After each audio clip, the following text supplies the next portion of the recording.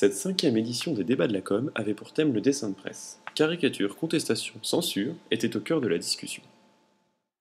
Animé par Christian Marcon, directeur de l'Icomtech, et Anne Dubois, chargée de l'éducation aux médias au Clémy, le débat a réuni l'historien Éric Baumann et les dessinateurs Boll et Le Placide.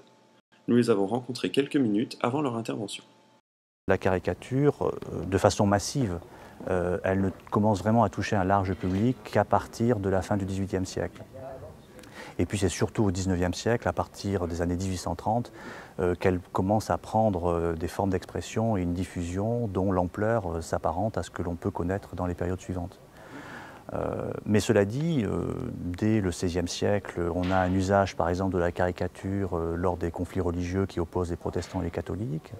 Et dès le début du XVIIe siècle, avec la naissance de la presse, on a déjà des journaux qui de temps en temps se complètent avec des illustrations pour dénoncer un événement, pour illustrer un texte, etc. Donc c'est pour ça que c'est vraiment un objet très complexe, protéiforme, et d'ailleurs ce soir on parle dans le débat de dessin de presse. L'appellation de dessin de presse est une appellation qui est très récente. Elle a commencé vraiment à se répandre il y a une vingtaine d'années, pas plus. Donc c'est là où on voit que les frontières sont finalement très floues. Pour Placide, il est nécessaire d'évaluer les conséquences que pourrait avoir un dessin de presse. Au départ, je ne m'auto-censure pas, mais je pèse les conséquences d'un dessin. Voilà. Je sais qu'il y a des dessins que je trouve bons, même très bons, mais je me dis, est-ce que ce dessin sera compris par tout le monde? Parce que pour comprendre un dessin, il faut en avoir les clés. C'est un petit peu le cas pour les caricatures de Mahomet.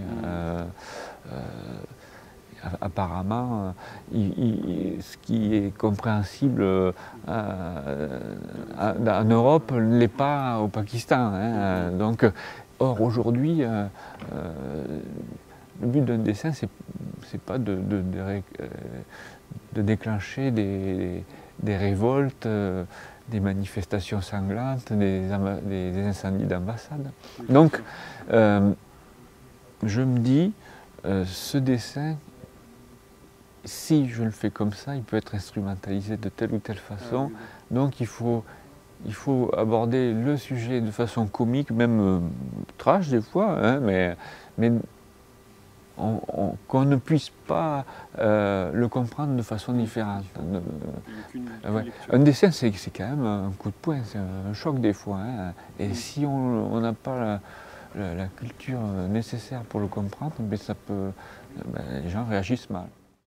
Pour Boll, dessinateur de presse, l'humour permet de prendre du recul vis-à-vis de situations parfois dramatiques.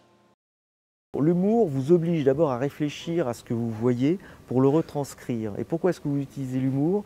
Parce que ce que vous voyez, normalement, devrait vous obliger à pleurer toutes les larmes de votre corps. À l'heure actuelle, et on parle beaucoup d'un crime odieux qui a été réalisé par un garçon qui, de toute évidence, n'a pas tout à fait toute sa tête. Il y a eu un viol prémédité et un meurtre prémédité. On en parle à ne plus savoir qu'en faire. Qu'est-ce qui est obscène? Ceci est obscène. Bien, vous voulez montrer l'obscénité de la chose. Ou bien vous faites si vous prenez de grands airs, on ne va pas vous écouter.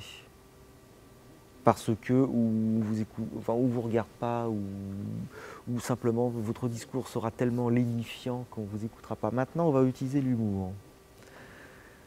Mettons en chose, j'aurais un dessin à faire, voilà, on me propose ça à faire comme dessin.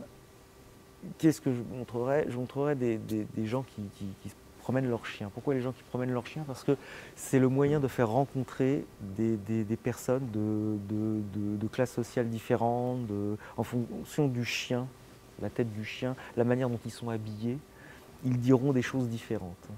Et j'intitulerai ça, après le meurtre de cette jeune fille, donc Agnès, « La France a peur ». Et l'un des messieurs dirait, là, cette fois-ci, c'est fait, on va perdre notre triple A. Le rire est un soulagement. On rit parce qu'on ne peut pas toujours pleurer.